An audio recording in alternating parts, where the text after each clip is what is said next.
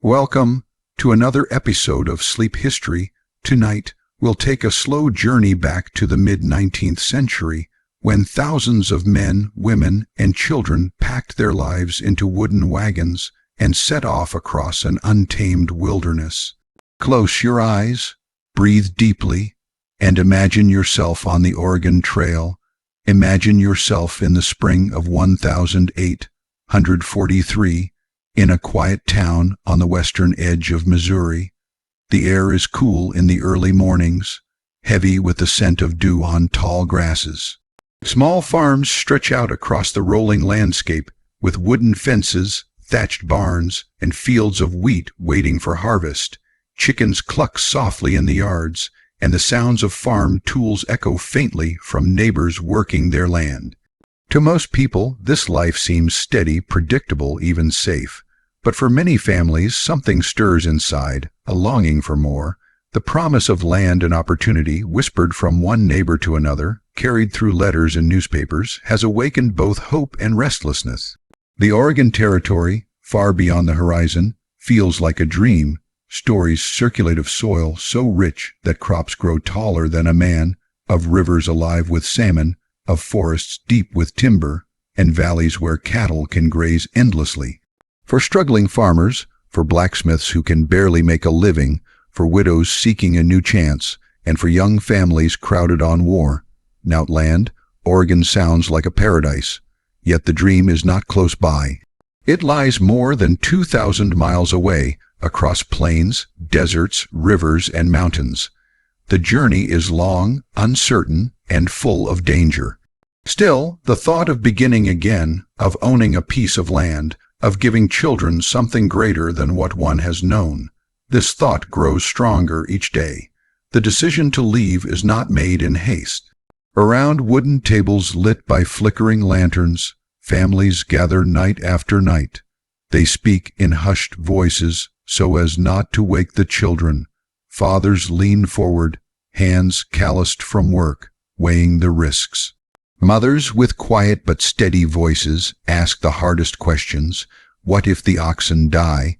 What if sickness takes one of the children? What if the rivers flood or food runs out? The fears are real, yet so is the opportunity. The United States government has begun to encourage westward settlement, promising land, free land, to anyone willing to make the journey and build a homestead. The idea of claiming 320 acres for a man, and the same for his wife, is astonishing. For people used to farming borrowed or rented ground, this is more than land, it is freedom. Days stretch into weeks of discussion. Neighbors meet to share news. A traveling peddler tells of families already on the trail, and the reports are mixed.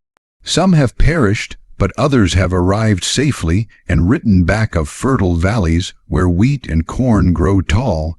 In churchyards and market squares, whispers of Oregon fever spread, and soon one household after another begins to consider what it would mean to uproot their lives and set out for the unknown. When the final decision is made, it is rarely with celebration. Instead, it comes with a quiet, heavy resolve. The family knows what must be done. Belongings are sorted, and the hardest part begins. Not the packing, not the planning, but the leaving behind. Furniture too large for a wagon is sold for whatever price it will bring.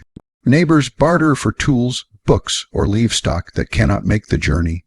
Mothers fold clothing into bundles, choosing only what is most necessary. A cradle that rocked infants for years may have to be left behind, replaced by nothing but blankets laid in the wagon. A grandfather clock, too heavy and too fragile, must stay, even though it marked the hours of a family's life for decades. Each item left behind carries a weight of memory, and each sale feels like closing a chapter that will never be reopened. Children watch with wide eyes as strangers walk through their homes, touching things that once felt sacred. A little girl may tug at her mother's dress, asking why her favorite chair is being taken away, or why the garden tools are being given to another man. Parents reassure them softly, explaining that on the trail there will be no place for such things. Instead, There will be new chairs, new tools, and a new garden in Oregon. The children try to imagine it, but to them, Oregon is only a word, something distant and uncertain. Then comes the purchase of supplies. Fathers walk dusty roads into town, stepping into the general store with lists scrawled on bits of paper. The store smells of flour and tobacco, iron nails, and oiled leather. Shelves are stacked with barrels of beans, sacks of sugar, and bolts of cloth. A family preparing for the trail might need hundreds of pounds of flour, bacon salted heavily to keep through the months, dried fruit, and coffee to keep spirits alive during long nights. Tools must be chosen carefully: spare axles, wagon grease, iron chains, rifles for hunting, powder and shot. Every item is measured against the weight the oxen can bear. The most important purchase of all is the wagon itself. Families gather around as blacksmiths and carpenters show them the sturdy wooden frames, built of seasoned oak, with wheels bound in iron. These are not the romantic wagons of later stories, covered in canvas for comfort. These are simple, practical vehicles, built to endure rough ground and endless miles. A family will sleep inside only when rain makes tents impossible. Most nights, the wagon is simply a rolling storehouse for food and tools. Children sometimes ride, but more often they walk beside the oxen, day after day, mile after mile. Choosing the wagon feels like choosing a second home, one that must carry their entire lives across a continent. And then there are the oxen, stronger than horses, more durable than mules. Oxen are slow but reliable. A team must be purchased, often costing nearly as much as the wagon itself. Farmers test them carefully, looking into their dark eyes, feeling the strength in their shoulders. These animals will become the heart of the journey, pulling not only wood and iron, but every hope the family carries. Once the purchases are complete, preparations fill every waking hour. Mothers sew canvas covers, stretching them across the wagons, waterproofing them with oil to keep out the rain. Children gather kindling and small supplies, eager to help. Fathers test rifles, sharpen axes, and set aside precious coins for emergencies. The yard fills with bundles, barrels, and crates, each one carefully labeled and arranged, and through it all an unspoken tension hums in the air. The family knows that soon everything familiar, the house, the fields, the neighbors, will be behind them. The final weeks are a blur of goodbyes. Friends come to share one last meal, to shake hands, to promise letters that may or may not ever arrive. Elderly parents, too frail to travel, stand in doorways with tears in their eyes, knowing they may never see their children again. Brothers and sisters embrace, trying to believe that someday, perhaps, they too will follow west. But in their hearts they know that distance of thousands of miles, in an age before railroads or telegraphs, may mean this farewell is permanent. On the morning of departure, the air is still and heavy with emotion. The wagon stands ready, wheels creaking slightly under the weight of supplies. The oxen snort and shuffle, restless in their yokes. Children cling to dolls or small wooden toys, the only treasures they were allowed to keep. Mothers tie bonnets beneath their chins, hiding tears with forced smiles. Fathers climb to the wagon seat, whip in hand, scanning the horizon with a mixture of dread and determination. Neighbors gather to watch, offering blessings, prayers, and last words of advice. Keep your powder dry, one man calls. Watch the rivers in spring, another warns. There are nods, waves, and one final look at the farm that was once home. Then, with a sharp crack of the whip and the slow groan of wooden wheels, the wagon lurches forward. Step by step, the oxen pull the family onto the dirt road that leads west. The town fades behind them.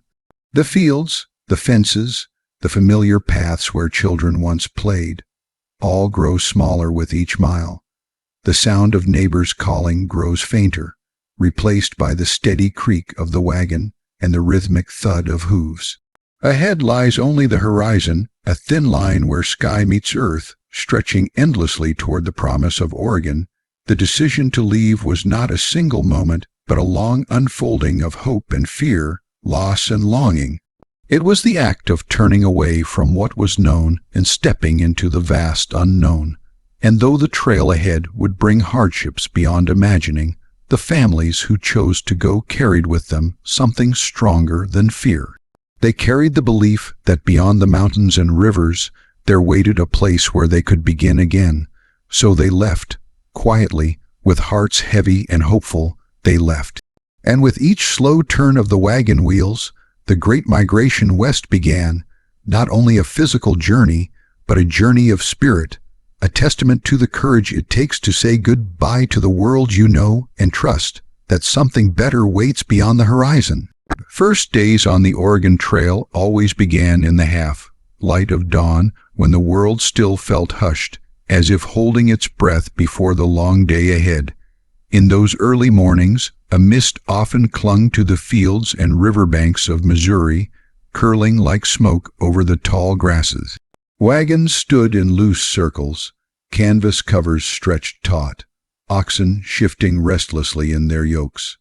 Families stirred awake beneath blankets, the air sharp and cool, smelling faintly of damp earth and wood smoke. The sound of a rooster crowing from some distant farm might reach the camp, a final reminder of the homes left behind. For many, the departure was almost surreal. After months of preparation, planning, selling, packing, and saying goodbye, the moment had finally arrived. The wheels of the wagons, blackened with tar to protect them from water, creaked with each small movement. The animals, half asleep but obedient, snorted clouds of steam into the cold morning air. Fathers called gently to their children, urging them awake, while mothers busied themselves with breakfast. Biscuits warmed over coals, perhaps, or a pot of coffee simmering slowly. Some families knelt together in prayer before setting off, asking for protection and strength for the miles ahead. The trail itself was not yet worn into the earth, not in those first miles. Instead, it was a dirt road, narrow and uneven, winding westward through countryside that was still familiar, farms, fields, and small clusters of houses. But every step carried pioneers further from the lives they had always known. A child might glance back over his shoulder, catching the last glimpse of the family homestead shrinking into the distance, a plume of smoke rising from the chimney. Mothers, too, sometimes turned their heads, their eyes wet but their lips silent. The fathers gripped the reins tightly, staring ahead with grim determination, for to look back was to risk faltering before the journey had truly begun. The wagons moved slowly, painfully slowly, often no faster than a man walking at an easy pace. 2 miles in an hour was considered good progress. At this speed, the oxen strained, muscles bunching beneath their rough hides, hooves pressing deep into the mud. Wheels sank and groaned, especially in springtime when the ground was soft from rains. Children trotted beside the wagons, sometimes skipping stones or chasing after one another, their laughter carrying faintly in the air. For them, at least in those first days, the adventure still felt new and exciting. As the caravan stretched out, the sounds of the journey filled the morning, the squeak of axles, the jingle of harnesses, the lowing of cattle, and the murmur of voices calling instructions. Some sang softly to keep spirits high, while others walked in silence, already conserving their strength. Dust began to rise in clouds, coating skin and clothing in a fine, pale film. The smell of sweat and earth clung to everything. Yet through the discomfort there was also a sense of unity. Families who had once been strangers now moved together as one, sharing the same path, the same horizon. By midday, the sun would climb high and the pace would slow further. The oxen plodded with heads bowed, tongues lolling from the heat. Men walked with shirts damp against their backs, hats pulled low to shield their eyes. Women lifted their skirts above the dust, their shoes worn from miles of walking. Children, weary now, sometimes begged to ride inside the wagon, though space was scarce, and every extra pound meant greater strain on the animals. Inside the wagons, the air was hot and stifling, filled with the smell of bacon fat and flour sacks. Some children dozed there, lulled by the rocking of the wheels, while others stared out from beneath the canvas covers, watching the endless sweep of land pass by. Stopping for meals became a cherished ritual. Around noon, the wagons would pull to a halt in some open space, and families unpacked their provisions. Fires were kindled quickly, using dry twigs gathered by the children. Iron pots were set on stones, and soon the smell of beans, bacon, or cornbread wafted through the air. Water was fetched from streams when possible, though always with caution. Contaminated water could bring illness, and pioneers quickly learned to look for clear, running currents rather than stagnant pools. Meals were simple, filling, and eaten without ceremony. Men might recline on the grass, stretching sore muscles, while women fanned themselves against the sun. For a short time, the caravan rested, voices carrying an easy conversation, laughter rising above the clink of tin cups. But the rest was brief, for the trail was long. By early afternoon, the wagons moved again, shadows lengthening slowly across the plains. The rhythm of travel began to settle in, a rhythm that would continue for months. Walk, rest, walk again. Stop only when the sun dipped low and the light grew golden, spreading across the horizon like fire. Evenings brought a different mood. As the caravan drew to a stop, wagons were arranged in a circle, forming a crude corral. This was not only for protection against attack, though the fear of raiders lingered in many minds, but also to keep livestock from wandering. Oxen were unyoked, their heavy heads lowered as they grazed on whatever grass could be found. Fires were lit again, brighter this time, flames snapping as iron kettles simmered with stew or porridge. The smell of smoke mingled with food, comforting and familiar. Children, released from the slow pace of the trail, played games in the grass. Some chased fireflies, their laughter echoing softly in the dusk. Others sat close to their mothers, too tired to move, leaning against skirts or shawls as eyes grew heavy. Fathers sat with neighbors, talking over the day's progress, planning for the miles ahead, discussing the terrain or the condition of the oxen. Mothers mended clothing by firelight, needles flashing briefly in the glow, or cradled infants to sleep with soft lullabies. And then there was the sky. For those first nights on the trail, away from the dim glow of towns, the stars revealed themselves in their full brilliance. The heavens stretched unbroken from horizon to horizon, scattered with constellations so sharp and bright that they seemed almost alive. Families often paused in their chores to gaze upward, struck by the vastness above them. Some felt comforted, believing the stars a silent reminder of God's watchful presence. Others felt small, humbled by the immensity of the journey still to come. Night was not without its unease. Coyotes howled in the distance, their cries eerie and sharp. Horses and oxen shifted nervously, ears twitching at the sounds of the prairie. Parents hushed children who feared the dark, reminding them that the wagons formed a strong barrier, that the firelight would keep them safe. Yet in the quiet moments before sleep, many adults felt the weight of uncertainty pressing in. The first miles were behind them, but thousands more remained. Would they truly reach Oregon? Would all survive the journey? In the silence of the night, these questions lingered like shadows just beyond the fire's glow. The days blended together quickly. Sunrise, travel, midday meal, more travel, sunset, camp, rest. The monotony wore on some, especially as the novelty of the adventure faded. Feet blistered, backs ached, tempers flared. Yet slowly the pioneers adjusted.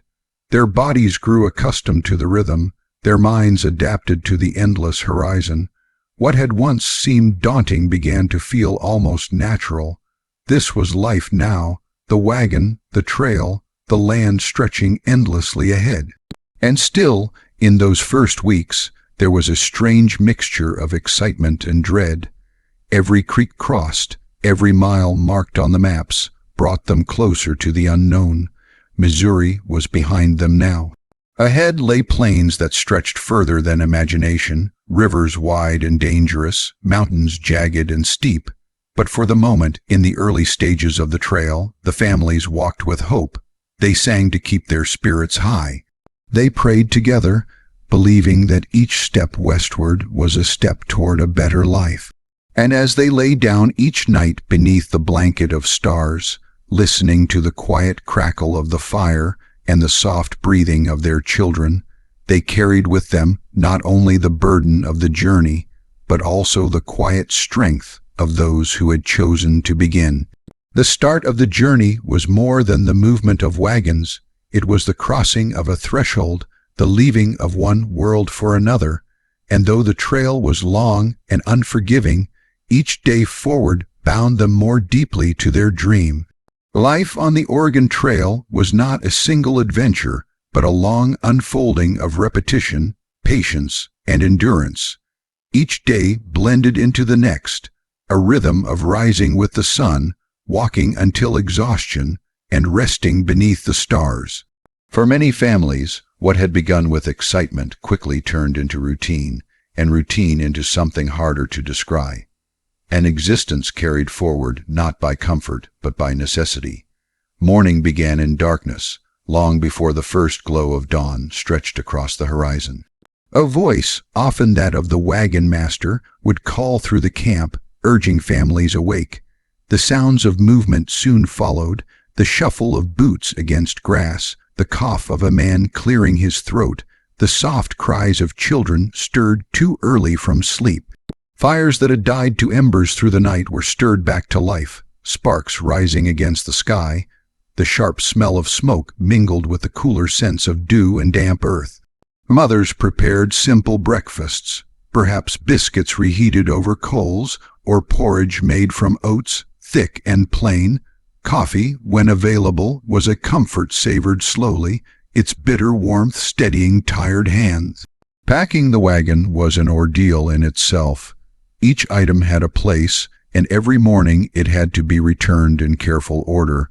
Barrels of flour and bacon, sacks of beans, trunks of clothing, tools, rifles, bedding, all of it had to fit precisely. An uneven load meant strain on the oxen and greater risk of wheels breaking on rough ground. Children were given tasks according to their size, gathering kindling, fetching water from nearby streams, holding ropes while oxen were yoked. Even the youngest learned quickly that each pair of hands mattered. By the time the sun broke fully over the land, the camp was dismantled, the fires stamped out, and the long procession of wagons began to move once more. Walking was the essence of life on the trail. Though the wagons carried supplies, very few people rode inside them. Space was too scarce, the loads too heavy. Most walked, men, women, children alike, step after step across the endless land. Boots wore thin, feet blistered, and the sun beat down mercilessly. The dust was constant. When dry winds blew, clouds rose around the caravan, coating every face, every garment, every morsel of food with a fine grit. By the end of a single day, hair turned the color of earth, skin was rough, lips cracked. Yet the pioneers pressed forward, their eyes always fixed on the horizon, for to stop was unthinkable. The meals of the trail were plain and monotonous. Flour formed the base of everything: biscuits, flapjacks, bread baked in iron Dutch ovens. Bacon was a staple, salted heavily to endure the months. Beans appeared often, sometimes boiled alone, sometimes stewed with bits of pork.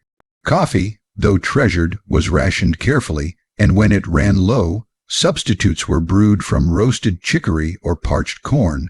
Dried fruit offered rare sweetness, and when hunting was successful, venison or rabbit might be added to the pot. Meals were eaten quickly, often with the sound of oxen snorting nearby, their heavy bodies pulling against harnesses. Plates were tin, cups were tin, spoons were few. Food was not a pleasure but fuel, meant to keep the body moving another day. The rhythm of travel tested the spirit as much as the body. Mile after mile stretched with little change in scenery. The plains seemed endless, and the horizon never drew closer. The monotony weighed on the mind, and tempers sometimes flared. Children cried from exhaustion, mothers scolded, fathers barked commands. Yet amid the weariness there were also lighter moments. A song carried by a clear voice could lift spirits, breaking the silence of trudging feet. A story told around the fire at night could bring laughter, easing the weight of hardship. Neighbors who had once been strangers became companions in struggle, sharing not only food but also encouragement. The dangers of the trail were never far away. Accidents were common. A wheel could break on a rock, sending a wagon lurching sideways, spilling supplies onto the ground. An ox might stumble and collapse, its body too worn to continue. Firearms carried for hunting or defense, sometimes discharged by mistake, injuring those they were meant to protect. Rivers were dreaded most of all. To cross them meant either fording, driving wagons directly into the current, or floating them on rafts, praying they would not capsize.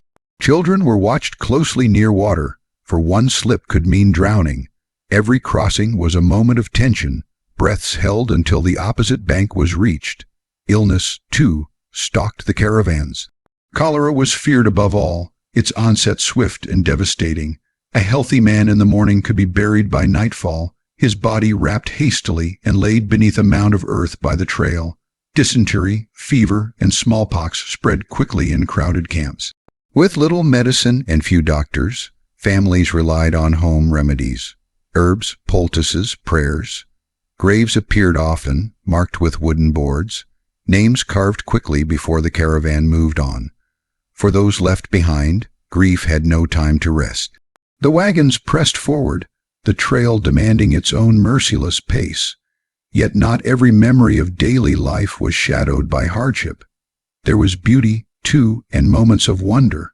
At dawn, the land often glowed with soft colors, the grass wet with dew, the air cool and fresh. Birds wheeled overhead, their cries sharp against the sky. Herds of buffalo sometimes appeared in the distance, moving like dark rivers across the plains, their presence awe-inspiring. Children marveled at prairie dogs popping in and out of burrows, or at wildflowers blooming unexpectedly beside the trail. At night, the stars stretched in endless brilliance, and the moon cast silver light across the wagons, turning the weary camp into something almost magical. Rest was perhaps the most treasured part of daily life. When the wagons finally halted in the evening, when oxen were unyoked and fires built, the weariness lifted just enough to allow for companionship. Families gathered around flames, sharing the day's stories, laughing softly, sometimes singing hymns that drifted into the dark. Strangers comforted one another, offering words of strength, passing along extra food when one family's supplies ran low. Bonds formed slowly, not of convenience but of survival, woven by the shared hardship of the trail. Children, too, found ways to adapt.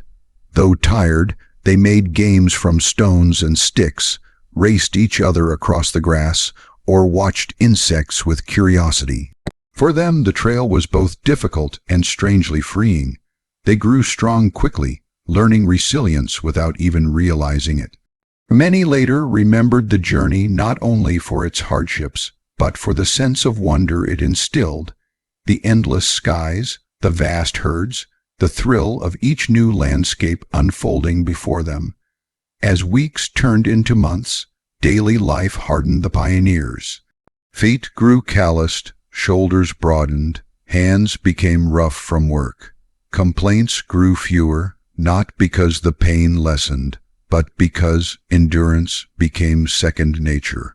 What once felt unbearable became ordinary. Hunger was tolerated, thirst endured, exhaustion accepted. The pioneers became people of the trail, their lives shaped by its demands, and yet through all the hardship, the dream remained. Every morning, when the wagons began to roll once more, eyes lifted toward the horizon, searching for the land that waited somewhere far beyond. It was this dream, the vision of fertile valleys of freedom, of a place to build a future, that gave meaning to the monotony, courage in the face of fear, and hope strong enough to carry families across thousands of miles of unforgiving land. The Oregon Trail was a road of hope, but it was also a road of danger. Every mile forward brought pioneers closer to their dream, yet every mile also carried new risks. Hardship did not appear as one great catastrophe, but as a steady stream of difficulties that wore down body and spirit. To live on the trail was to walk always beside uncertainty, never knowing what the next hour might bring. Accidents were among the most common trials. Wagons, heavy with food, tools, and furniture, creaked under their loads, and the wooden wheels strained against rocks and ruts. It was not unusual for a wheel to splinter suddenly, sending the wagon tilting violently. Supplies spilled onto the ground, sometimes broken beyond repair, sometimes trampled by oxen before anyone could react. Men worked with axes and hammers to mend the damage, sweat dripping from their brows, while women gathered scattered flour from the dirt, salvaging what they could. A single broken axle could halt a family's progress for hours or even days. Spare parts were precious, and when they ran out, ingenuity became the only tool. Wood cut from nearby trees, iron bands reshaped at night over a fire, leather straps repurposed to hold things together. Children learned to stay clear of the wagons, for a wheel could crush a leg in an instant. More than one young life was lost in such accidents, a moment's carelessness leaving grief that the trail allowed no time to ease. The animals, too, often became victims of hardship. Oxen were sturdy and strong, but the miles were merciless. Hooves cracked against hard ground, shoulders rubbed raw from yokes, bodies weakened from lack of grazing. A sick or dying ox meant disaster. Families sometimes had to abandon heavy possessions, tools, barrels, even furniture, just to lighten the load and give the remaining animals a chance to continue. The sight of wagons left broken along the trail, possessions scattered like forgotten memories, was common. For those still pressing forward, each abandoned wagon was a reminder of how fragile their journey truly was. Disease haunted the caravans more than any visible danger. Cholera spread swiftly, its symptoms sudden and cruel. A man could feel well at sunrise, begin to shiver and sweat by noon, collapse by evening, and be buried by nightfall. Families lived with this fear daily, knowing that water drawn from a stream might carry the invisible sickness. Dysentery, fever, smallpox, and scurvy also appeared, weakening bodies already worn by travel. With so little medical knowledge, remedies were improvised: boiled herbs, poultices, bleeding, or simply prayer. Graves appeared steadily along the trail, marked by wooden boards carved hastily with names and dates. Sometimes a verse from Scripture was scratched into the wood, but often only initials were left, fading quickly under wind and rain. For those still walking, each grave was a sobering sight, a reminder that not all would live to see Oregon. Weather was another unrelenting foe. The trail crossed lands of every temperament, and the skies seemed determined to test the strength of those who passed beneath them. Rain could turn the road into a swamp, wheels sinking deep in mud, oxen straining hopelessly. Families sometimes pushed shoulder to shoulder, feet slipping, backs bent, until the wagon lurched free. Storms rolled across the plains without warning, lightning splitting the sky, thunder shaking the earth. Tents were ripped from the ground, supplies soaked, fires extinguished. Wind carried dust so thick it blinded eyes and choked lungs, filling ears and noses until everything tasted of earth. The summer sun brought its own trial. Heat beat down without mercy, and water grew scarce. Tongues swelled, lips cracked, children fainted from thirst. Rivers, when found, were not always a blessing. Some ran shallow, little more than stagnant pools that bred sickness. Others were wide and swift, dangerous to cross.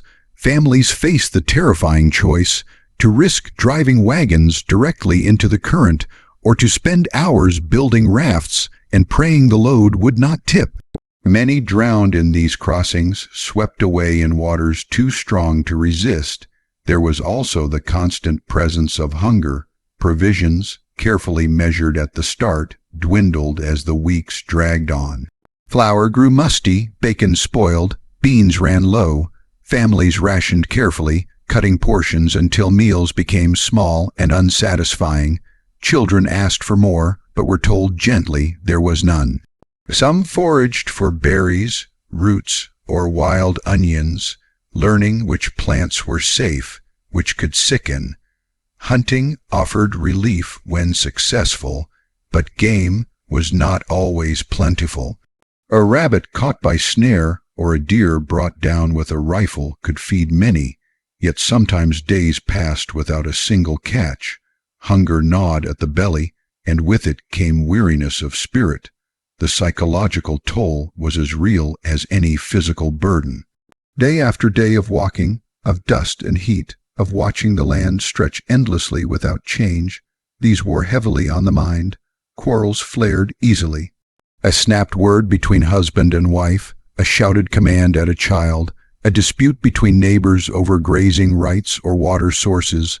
Small tensions sometimes grew large in the pressure of the trail. Yet there was little room to nurse anger. Survival required cooperation, and grudges often gave way to weary silence, both sides knowing they still needed each other. And still, despite all these dangers, there was beauty that pierced through the suffering, moments when the hardships felt softened by the world itself. At night, when campfires glowed and voices fell quiet, the prairie often stretched peaceful and calm beneath the stars. Children, their stomachs not full, but their hearts still curious, gazed upward and asked their parents the names of constellations. Mothers sang soft lullabies to soothe them, voices carrying gently through the camp. Fathers, though burdened, sometimes found strength in these moments, leaning against wagon wheels and gazing into the distance, imagining the fields and forests of Oregon. Each hardship on the trail carried its own weight, and yet together they formed a kind of harsh teacher. The pioneers learned endurance, learned to adapt, learned to push forward even when every muscle ached and every spirit longed for rest. They buried loved ones and kept walking. They lost possessions and kept walking. They endured hunger, thirst, fear, and grief, and still the wagons rolled westward. To live on the Oregon Trail was to live on the edge of survival, where danger lurked in every rut of the road, in every mouthful of water, in every storm cloud rising on the horizon. But it was also to live with a fierce determination, the kind that only hardship can forge. The dangers of the trail were real and constant, but so was the resolve of those who walked it. And though many fell, though many wagons were abandoned, though many names faded on weathered grave markers, the living pressed on, driven by hope stronger than fear, and by the dream of a life that lay waiting, somewhere beyond the dangers that filled each day. Loss was never far from those who journeyed along the Oregon Trail. It followed the wagons like a shadow, waiting quietly, stepping forward when least expected. For every family that reached Oregon, another carried scars of grief that would never fade. Sacrifice was not a single event, but a rhythm, woven into the very heartbeat of the trail. The people who walked westward carried not only their wagons and their hopes, but also the weight of farewell, the understanding that dreams demanded a price, and that sometimes the price was unbearably high. It often began with something small, a cough that lingered too long, a child's tiredness that did not lift after a night's rest, an ox stumbling too often on the rocky ground. At first, No one wanted to speak aloud the fear that grew in their chests. Parents would press a hand to a child's forehead, whispering that it was only exhaustion. Neighbors would share herbs or a swallow of medicine saved for emergencies. But sometimes the remedies failed, and the truth became clear. On the trail, illness spread quickly. A single fever could move from one wagon to another, leaving families weakened. The sorrow of watching a loved one fade was sharpened by the cruelty of the road. There was no soft bed, no doctor's care, no time to pause long enough for healing. When death came, it came swiftly. Graves were dug by weary hands, often shallow, sometimes hurried. The soil was hard, the tools dull from use. Families stood together in silence as a body was lowered, wrapped in a blanket, or in rare cases, a coffin hammered together from precious planks saved for such an occasion. Prayers were spoken, tears shed, and then the wagons moved on. The trail did not stop for grief. Each mile demanded attention, and so sorrow had to be carried forward, heavy and unrelenting, as much a part of the journey as the dust beneath their feet. For parents, the loss of a child was a wound deeper than any other. The laughter that once brightened the evenings, the small footsteps that padded around the fire, were gone. Some mothers carried tiny shoes or a lock of hair tucked into their aprons, clinging to these fragments of memory. Fathers walked with heads bowed, the weight of guilt pressing upon them, asking silently if the decision to travel had stolen their child's chance at life. Yet they continued, because to stop was to let the rest of the family perish. Animals, too, were mourned, though their loss was practical as much as emotional. An ox that fell meant more than a creature's death. It meant a wagon slowed, supplies perhaps abandoned, or families forced to walk even farther without rest. Some travelers left treasured possessions by the roadside, furniture crafted by grandfathers, wedding gifts carried from childhood homes, heirlooms passed through generations. Each object left behind was a kind of death as well, a farewell to pieces of the past that could no longer be born. Imagine the silence of a mother watching her cedar chest, the chest that had once held her wedding dress, burned for firewood because it was too heavy to carry. These sacrifices cut deeply, though few spoke of them. The trail demanded endurance, not sentiment, yet inside, each heart ached with loss.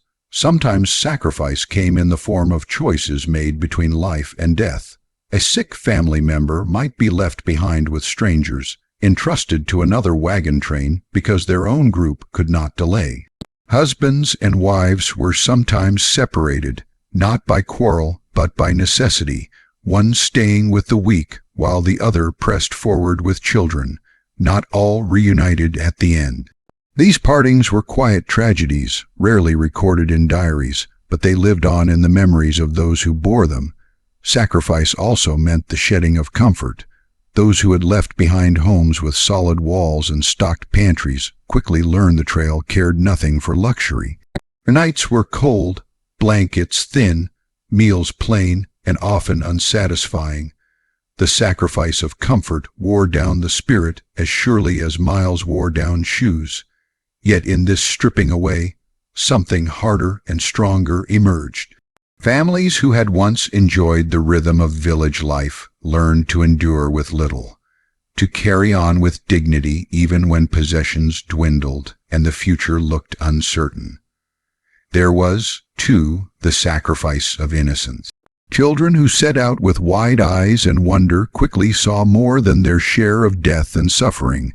They watched as graves were dug, as animals collapsed, as storms tore through camps. They learned to walk in silence, to obey without question, to shoulder chores far beyond their years. By the time they reached Oregon, many were children no longer, their youth traded for survival. And still, even in this tapestry of grief and giving up, there were moments of quiet strength. Families sang hymns at burials, voices trembling but steady. Neighbors comforted one another, offering bread or a hand or simply presence. Out of sacrifice grew a strange kind of unity, Loss was not born alone. It was shared, carried together. Each grave, each abandoned wagon, each burned chest of memories became part of the larger story of the trail, part of the collective sacrifice that bound these travelers to one another. It is easy, looking back, to see only the triumph of those who made it. To imagine the green valleys of Oregon, the fertile soil, the promise fulfilled. But those valleys were reached only because countless sacrifices were laid along the way.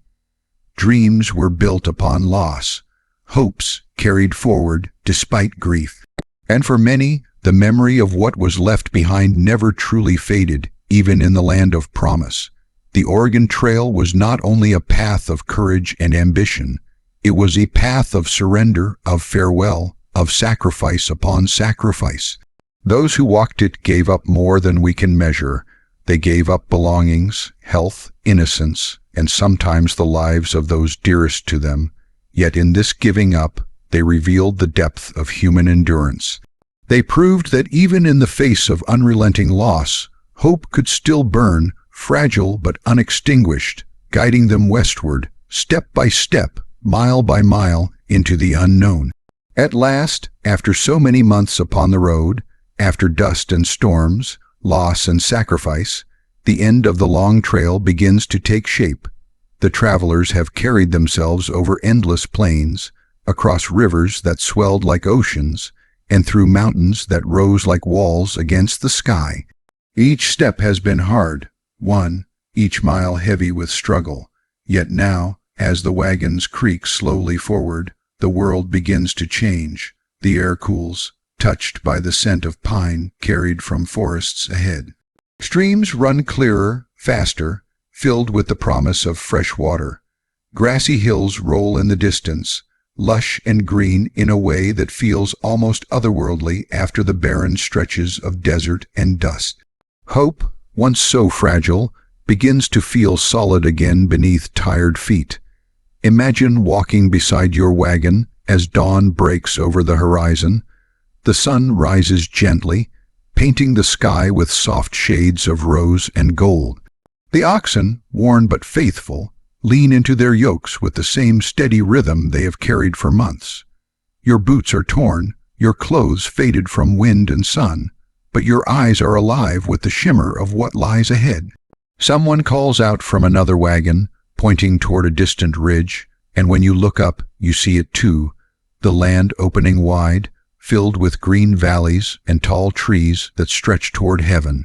For the first time in what feels like forever, your heart lifts with something close to joy. Reaching Oregon is not sudden. It is not a single step across an invisible border. It is gradual, a slow unfolding of beauty that eases itself into the weary eyes of travelers who have nearly forgotten what abundance looks like. The soil beneath your feet grows richer, darker. Wildflowers appear along the roadside, their colors delicate but bright. Birds sing in branches overhead, their melodies a sharp contrast to the silence of the prairie. Families pause just to take it all in, breathing deeply, letting the green world wash over them. Children, once worn thin by hunger and fatigue, run ahead, laughing at the sound of their own voices echoing against hills. Their laughter feels like a balm, a sound many parents feared they might never hear again. Every step westward brings new sights, rolling meadows dotted with deer grazing in the tall grass, streams alive with fish sparkling beneath the sunlight, forests where towering trees stand shoulder to shoulder, creating canopies of shade that feel like sheltering arms. The pioneers, hardened by months of hardship, are awestruck. Many cannot help but whisper prayers of thanks, their voices breaking with emotion. For so long, the trail has demanded nothing but loss, but now it seems to offer a gift, a reward carved from the wilderness itself. Yet even as joy takes root, there is disbelief. Some cannot accept, at first, that the journey is nearing its end. They walk in silence, afraid to hope too strongly, afraid the dream might slip away at the last moment. Mothers keep their children close. Fathers grip the reins tighter.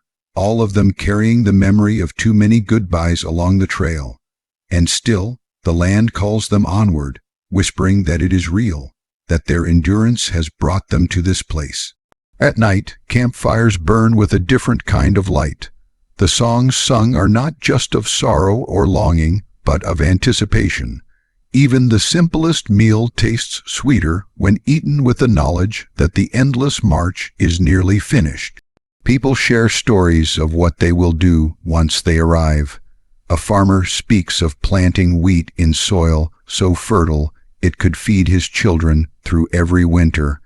A mother dreams of a sturdy house with walls that will keep out the cold winds. Children talk of climbing trees taller than any they have ever seen, of chasing streams that run fast and free. Around the circle of wagons, hope gathers, warm as the fire itself. And then, the moment comes when a family crests a hill and looks out upon the wide valleys of Oregon.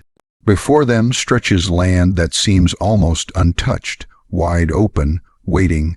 Some fall to their knees in gratitude, pressing their hands into the earth as if to assure themselves it is real. Others weep openly, tears streaming down faces weathered by wind and sun. Many simply stand in silence, their hearts too full for words. They have walked across a continent, and here is the proof that it was not in vain. For each person, the arrival feels different. To some, it is triumph, the fulfillment of a promise that carried them through every hardship. To others, it is bittersweet, for they cannot look upon the green fields without remembering those who did not live to see them. Graves left behind on the trail weigh heavily on every heart, reminders that joy is always twined with loss. A father may look upon the valley and think of the child buried by the Platte River. A wife may imagine her husband's laughter echoing in the forest, though he lies beneath the prairie grass far behind them. Oregon is beautiful, but it cannot erase the sorrow of the journey. Instead, it becomes a place where memory and hope live side by side, where every field carries whispers of both triumph and grief.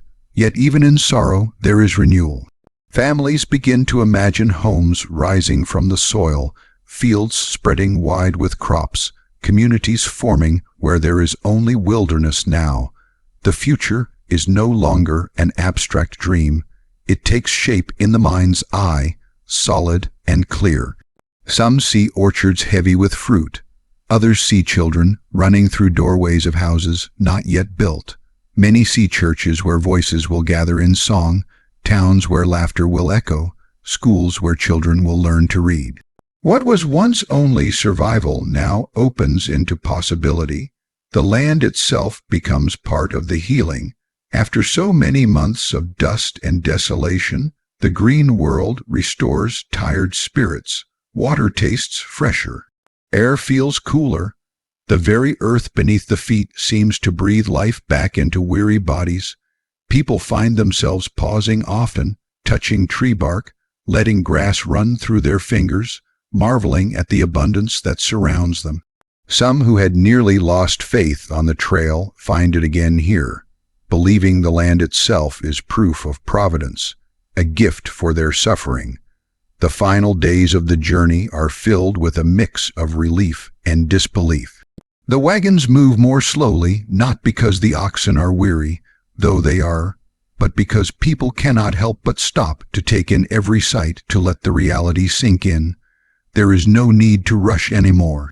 The hardest part is over. Now, there is only the slow savoring of arrival. At last, the endless forward march can give way to rest, to roots sinking into new soil. When the wagons finally halt for the last time, there is a quiet that settles over the camp. Not the silence of exhaustion, but the stillness of completion. People step down from their wagons and stand upon the earth that will soon be theirs. Children run through tall grass, their laughter carried by the wind. Parents look on, weary but smiling. Neighbors clasp hands, some in tears, some in laughter, bound together by the miles they have endured. This is the end of the trail and the beginning of something entirely new. The Oregon Trail was never simply about reaching a place. It was about transformation. Those who set out from Missouri were not the same as those who arrived in Oregon. The journey stripped them of possessions, tested their strength, and demanded sacrifice. But it also forged resilience, deepened faith, and created bonds that would shape communities. The land they had come to claim would claim them as well, shaping their futures, their families, their very identities. For generations to come, the story of arriving in Oregon would be told again and again. Children and grandchildren would hear of the months upon the trail, of the rivers crossed, of the mountains climbed, of the graves left behind, and of the moment when green valleys opened before tired eyes. These stories would become part of the land itself, woven into its history, echoing in every field, every orchard, every town that would rise from the soil. To reach Oregon was to reach not just a place but a promise, fulfilled through endurance and faith. The journey had taken everything, but in return, it had given something profound, the chance to begin again. And as the stars rose over the valleys, pioneers lay down to rest on the soil they had longed for, breathing deeply of cool night air, letting sleep carry them into dreams no longer of survival, but of tomorrow.